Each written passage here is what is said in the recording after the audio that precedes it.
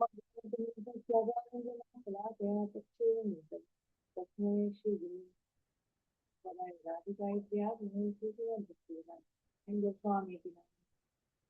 कृष्ण लीला कथन सुदक्ष महोदय माधुर्य गुण चरितम वरम वरम नारायणं तम कृष्ण हरे कृष्ण कृष्ण कृष्ण हरे हरे हरे राम राम राम हरे हरे। तो कल तक हमने 2.11वां श्लोक कंप्लीट कर लिया था सेकंड चैप्टर का। आज हम 12वां श्लोक करेंगे। न त्वेवाहं जातु न संज्ञातं नेमिद न दीपः न चैव न भविष्यामः सर्वे वयमतः परम्। तो अब भगवान ने अर्जुन को ज्ञान देना शुरू कर दिया है, क्योंकि अर्जुन शिष्य बन गया है। उन्होंने बोल दिया कि अब आप भूल जाइए कि मैं आपका सखा हूँ, अब मुझे अपना शिष्य समझकर मेरा अंधकार, मेरा बेविल्डरमेंट, मेरी कंफ्यूजन को दूर करिए। तो अब भगवान सेकंड चैप्टर में मेन क्या ज्ञान देंगे? आत्म अनात्म का ज्ञान, यानी कि आत्मा क्या है और अनात्मा क्या है। तो इसका अनुवाद पढ़ लेते हैं। तो भगवान बोल रहा है, ऐसा किसी काल में नहीं हुआ कि मैं नहीं था, तुम नहीं थे, या सिर्फ ये सभी राजा लोग नहीं थे। ना ही भविष्य में कभी ऐसा होगा कि हम लोग नहीं रहेंगे। तो इसमें जैसे कृष्ण एक प्रश्न पूछ रहे हैं कि जब हम किसी प्रिय व्यक्ति की मृत्यु देख के शोक होता है, तो वास्तव में हमें किस चीज का दुख हो रहा है? आत्मा का या शरीर का? मतलब कि शरीर से ऑब्वियसली मोस्टली तो हम लोग शरीर से का ही शोक आत्मा तो हमें दिख नहीं रही, तो शोक तो शरीर का ही कर रहे हैं। लेकिन इसमें हमें बोला गया है कि आगे कि प्यार किससे है। क्वेश्चन है कि प्यार किससे है। तो श्री सुखदेव गोस्वामी महाराज भागवत में बोलते हैं कि एक्चुअली आत्मा ही प्रीति का पात्र है। नोइंगली और अननोइंगली हम लोग आत्मा से ही प्रेम कर रहे हैं। ईश्वर और जीव में भेद है, वो दोनों सेम कभी नहीं हो सकते, सेम लेवल पे नहीं हो सकते, ना कभी एक हो सकते, लेकिन दोनों में सिमिलैरिटीज भी है। क्या? कि भगवान की ही तरह, जो ईश्वर की तरह, जो हमारी परमात्मा की तरह, जो हमारी आत्मा भी है, जो हम सब भी हैं, नित्य है और मृत्यु रहित है। यानी कि आत्मा तो नित्य मृत्यु रहित है। तो इसका मतलब उसका कभी आ, शोक करने योग्य नहीं है आत्मा। क्यों? क्योंकि उसका तो कभी अभाव होगा ही नहीं। वो तो कभी मृत्यु को प्राप्त होगी नहीं, उसका कभी नाश होगा नहीं, चाहे दिखे ना दिखे। तो इसलिए मृत्यु शोक का पात्र कभी नहीं हो सकता। शोक का पात्र तो क्या होगा? शरीर ही होगा, क्योंकि उसके थ्रू हम लोग डीलिंग्स करते थे, व्यवहार करते थे, जो कि अब नहीं कर सकते, क्योंकि आत्मा ने उस शरीर को छोड़ दिया। तो इसीलिए श्री कृष्ण ना प्रेवाहम इस श्लोक में प्रयोग करें बताने के लिए कि ना भूतकाल में ऐसा था कि हम सब नहीं थे, अलग अलग इंडिविजुअल्स, और ना कभी भविष्य में ऐसा होगा कि हम सब में से किसी का नाश हो जाएगा। ना तो मेरा होगा, यानी कि भगवान कृष्ण का होगा, ना तुम्हारा होगा अर्जुन का, ना ही इस करोड़ों लोग इकट्ठे हो गए थे युद्ध से, ना इनका कभी होगा। तो उनमें हम भी हैं कि हमारा भी नाश कभी नहीं होगा। तो आत्मा का कभी अभाव नहीं है। तो अब जन्म क्या है? जन्म बेसिकली होता है जब जीवात्मा स्थूल शरीर से जुड़ जाती है, तो उसको बोलते हैं जन्म। और मृत्यु क्या होती है? जब जीवात्मा स्थूल शरीर से अलग हो जाती है, तो उसको बोलते हैं मृत्यु। तो जब तक आत्मा शरीर में रहती है, तब तक एक दूसरे से सबसे प्रीतिपूर्ण व्यवहार तो सब कुछ होता है। लेकिन जो अज्ञानी लोग होते हैं, शरीर को ही आत्मा मान लेते हैं, वो इस तत्व को नहीं समझ पाते, इसलिए दुखी हो जाते हैं जब किसी का शरीर छूटता है। अब श्रीमद् भागवत में एक प्रसंग बता रहे हैं बताने के लिए कि सबसे प्रिय प्रिय है कौन, आत्मा क्या है, अनात्मा क्या है, मैं क्या है, मेरा क्या है। तो श्रीमद् भागवतम में जब परीक्षित महाराज ने प्रश्न किया था कि ग्वाल बालों को श्री कृष्ण के प्रति इतना अद्भुत और असाधारण प्रेम कैसा हुआ। ग्वाल बाल जो है वो सबकी अलग अलग मदद है, क्योंकि जो भगवान की लीला होती है नरवत लीला होती है, जब भगवान यहाँ पृथ्वी पे आके लीला करते हैं। तो अब कृष्ण जो है वो यशोदा मैया और नंद बाबा के बेटे हैं। और ग्वाल बाल सब सबके अलग अलग मतलब माता पिता सब गोपियों के पुत्र पुत्री हैं। तो वो सगे भाई तो है नहीं कृष्णा, अगर बायोलॉजिकली देखा जाए तो हमारी दृष्टि में उनसे ऐसे तो सभी भगवान के बायोलॉजिकल, हम सब भगवान के बायोलॉजिकल अंश हैं। लेकिन पर लीला से तो उनको भगवान श्री कृष्ण से इतना प्रेम क्यों था, जैसे अपने सगे भाइयों से भी नहीं है? ऐसा क्या हुआ? तो फिर इसमें सुखदेव गोस्वामी बड़ा क्लियरली समझा रहे हैं कि सभी प्राणियों को सबसे प्रिय अपना आत्मा होता है। मीनिंग क्या है? कि सबसे इंपॉर्टेंट मैं होता है, मैं, मेरा इतना प्रिय नहीं होता। अभी हम एक्सप्लेन करेंगे इस बात को, कई चीजों में कंफ्यूजिंग हो सकता है, लेकिन देखिए जैसे पुत्र, धन, घर, ये सब क्या चीजें हैं? ये मेरा है। और मैं कौन हूँ? मैं ये जो भी मैं समझता है, मैं अपने आप को शरीर समझता हूँ, चाहे मैं अपने आप को माइंड समझता हूँ, आत्मा का लेवल तो रियलाइजेशन नहीं है उस लेवल से। लेकिन एक हो गया मैं, एक हो गया मेरा। तो अब बात आई बच्चों की, तो थोड़ा लोग कॉन्टेस्ट कर सकते हैं, लेकिन इसमें तो 100% सब लोग एग्री करेंगे कि घर और धन मैं से ज्यादा प्रिय नहीं होता। हम लोग देखते हैं जब कुछ बीमारी आ जाए या कोई प्रॉब्लम आ जाए, तो हमें अपना सपोर्ट सब धन बेचना पड़े, घर बेचना पड़े, तो मैं को बचाने के लिए हम लोग ये सब करेंगे या नहीं करेंगे? घर बेच देंगे, नहीं बेच देंगे, धन सारा लगा देंगे, नहीं लगा देंगे?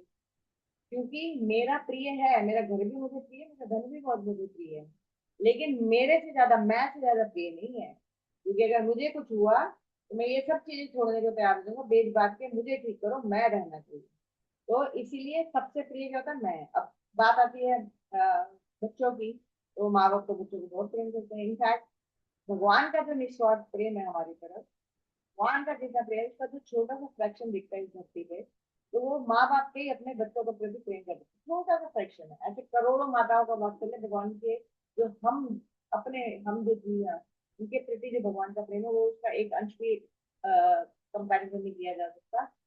करोड़ों माँ बाप का प्रेम भी इकट्ठा कर लिया जाए, क्योंकि एक माँ बाप भी अपने बच्चे के लिए क्या कुछ नहीं करते। लेकिन वही बच्चा जब अपने माँ बाप को गाली देना, परेशान करना शुरू कर दे, और सपोज शादी हो जाए, बहू के साथ मिलकर, बीवी के साथ मिलकर माँ बाप को पीटना शुरू कर दे या गालियां देनी शुरू कर दे, तो माँ बाप भी फाइनली क्या करते हैं? तुम अलग हो जाओ, अब हम तुम्हारे साथ नहीं रह सकते। क्यों? क्योंकि यहाँ पर भी आप देखेंगे मैं ज्यादा, मैं इंपॉर्टेंट हो गया, क्योंकि मैं गाली नहीं खा सकती। मेरे से, मेरा ऐसा लास्ट प्रेम टू गो इज बच्चों का प्रेम, तो वो उनसे भी अलग हो जाता है।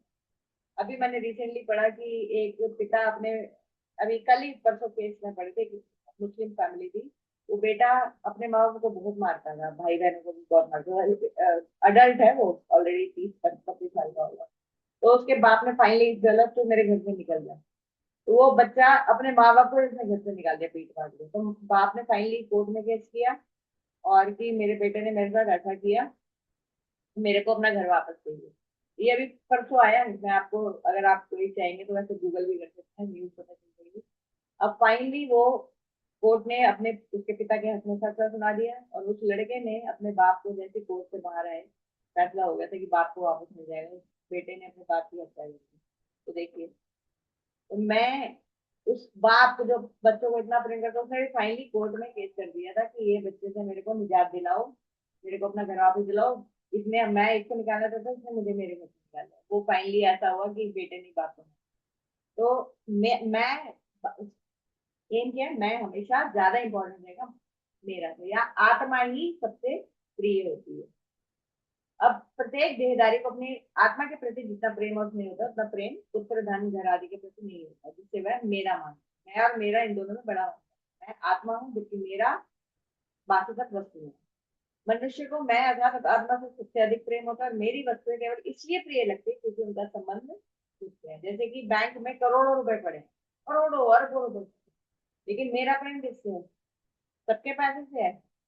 आई डोंट केयर, मुझे सिर्फ अपने पैसे, जो मेरे अकाउंट में पैसा है, उससे उससे मुझे प्रेम है, उससे मेरा संबंध है। दुनिया में कितने, क्या क्या युद्ध हो रहा है, कितने कितने लोग मर रहे हैं, किसी के बारे में पता चले तो दुख होगा, लेकिन क्या हमको सच में इतना इम्पैक्ट होता है उस चीज का? लेकिन हमारे घर में किसी को कुछ हो जाए तो कितना बड़ा इम्पैक्ट होगा। तो जितना, जिसका संबंध मुझसे है, उन चीजों से मेरा लगाव है, लेकिन उनसे भी मैं, जो मैंने बताया, वही ज्यादा इंपॉर्टेंट है कि मैं आत्मा ज्यादा। तो यद्यपि ये शरीर हमें अपना लगता है और प्रिय भी है, फिर भी वह आत्मा जितना प्रिय नहीं है। कैसे, क्या प्रमाण है इसका? कि जब हमारा शरीर बूढ़ा और कमजोर हो जाता है, तो अगर शरीर ही हमें इतना प्रिय होता, शरीर बूढ़ा और कमजोर है, तो शरीर ही सब कुछ होता, तो हम उस शरीर को सोचते कि ठीक है बूढ़ा हो गया, अब ये जाने के लिए तैयार है, लेकिन हम उस शरीर को भी रखना चाहते हैं।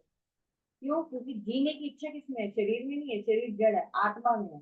वैसे ही आत्मा मरने को तैयार नहीं है, क्योंकि उसके ओरिजिनल स्वरूप में तो हम कभी मरते ही नहीं है, लेकिन ये जो जड़, ये जड़ और चेतन का जो हो गया, ये बहुत पेनफुल हो गया।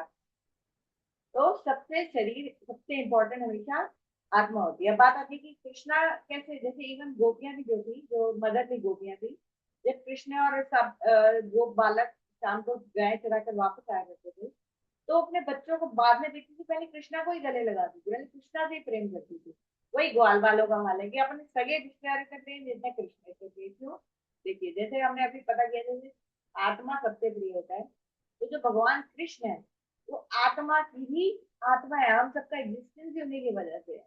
तो नेचुरली जब हम अपनी नेचुरल शेप में होंगे तो बाई डिफॉल्ट उसके लिए कुछ प्रयास नहीं करना पड़ेगा हमें। जैसे हमें बाई डिफॉल्ट ही अपना शरीर मैं सबसे प्रिय होता है, मेरे से मेरा बहुत प्रिय होता है, लेकिन मैं सबसे प्रिय होता है। लेकिन जब हम शुद्ध स्टेट में आ जाएंगे तो ऑटोमेटिकली हमें मेरा जो रियल मैं है, जो कि भगवान है, आत्मा का भी आत्मा, उनसे बहुत ज्यादा प्यार हो ही जाएगा। तो आत्मा ही प्रीति का पात्र है। और इसीलिए ग्वाल बालों को और इसीलिए गोपियों को भी कृष्ण से सबसे अधिक प्रेम था। और हम भी अपनी शुद्ध अवस्था में आएंगे तो बहुत स्पॉन्टेनियस स्वाभाविक प्रेम हमारा कृष्ण से होगा। हम उस वक्त मैं जो मैं है ना इस दुनिया में, जो मैं इतना इम्पोर्टेंट है, वो मैं से भी ज्यादा इम्पोर्टेंट कृष्ण हो जाएंगे, क्योंकि वो मैं के भी मैं है। तब ये मैं भी मेरा हो जाएगा और कृष्ण मैं हो जाएंगे। ये बहुत मुश्किल है समझने के लिए। तो हमारा प्रेम कृष्ण के प्रति सबसे अधिक हो जाएगा। तो ये बात ब्रह्मदारे उपनिषद में भी आई है, याज्ञवल्क्य और मैत्रेय संवाद में। कि महर्षि याज्ञवल्क्य मैत्रेय जी कह रहे, कोई भी प्राणी दूसरों की प्रीति के लिए उससे प्रीति नहीं करता, उसको खुश करने के लिए हम प्रीति नहीं करते या स्वाभाविक आर्टिफिशियली करते, लेकिन अपने ही सुख के लिए हम सबको प्रेम करते हैं। पति पत्नी से प्रेम भी करती है, अपने स्वार्थ के लिए, चाहे हमें पता है चाहे नहीं पता। पत्नी पति से भी इसलिए कह रहा, पिता पुत्र से भी कह रहा, पुत्र पिता से, कोई किसी से प्रेम नहीं करता। अपने सब अपने दूसरों से प्रेम अपने सुख के लिए करता है। थोड़ा सा निस्वार्थ है तो पेरेंट्स और बच्चों का है। बच्चे जब बड़े हो जाते हैं उनका भी स्वार्थ वाला प्रेम हो जाता है, लेकिन पेरेंट्स का निस्वार्थ रहता है, कुछ लिमिट है। क्योंकि भगवान की जो शुद्ध प्रेम है उसका हल्का सा सिलेक्शन सिर्फ माँ बाप को अपने बच्चों की तरफ प्रेम में देखा जा सकता है, वो भी एक्सट्रीम सर्कमस्टांसेस में खत्म हो जाता है। लेकिन भगवान का जो प्रेम है हमारी तरफ, हमने कितने करोड़ों जन्म दे लिए, कितने जन्मों में हमने उनका आउटराइटली भगवान की एग्जिस्टेंस ही डिनाई कर दी कि भगवान एग्जिस्ट ही नहीं करते। नास्तिक है, कितने कितने पाप नहीं किए उनको, कितनी कितनी भगवान को भी गालियां नहीं दी है, उनके जीवों के प्रति कितनी क्रूरता की होगी, लेकिन फिर भी भगवान का प्रेम अभी तक खत्म नहीं हुआ और ना ही कभी होगा। लेकिन इस दुनिया में जो सबसे निस्वार्थ प्रेम है वो भी एक्सट्रीम सर्कमस्टांसेस में खत्म हो जाता है। और बाकी पति पत्नी भाई बहन ये तो बहुत ही जल्दी खत्म होने वाली। डिवोर्स तो आजकल आपको पता ही है, 30% इंडिया में भी डिवोर्स रेट हो गया है। और जिनकी शादी चल भी रही है वो कितने खुश होंगे, कितने नहीं खुश होंगे, कितना प्रेम करते हैं, मजबूरी से रहते हैं, बहुत रेयर भी देखा जाएगा कि सच में एक दूसरे की तरफ लगा। तो ये है हमारी आज की स्टोरी। और कल हम लोग 2.13 शो करेंगे।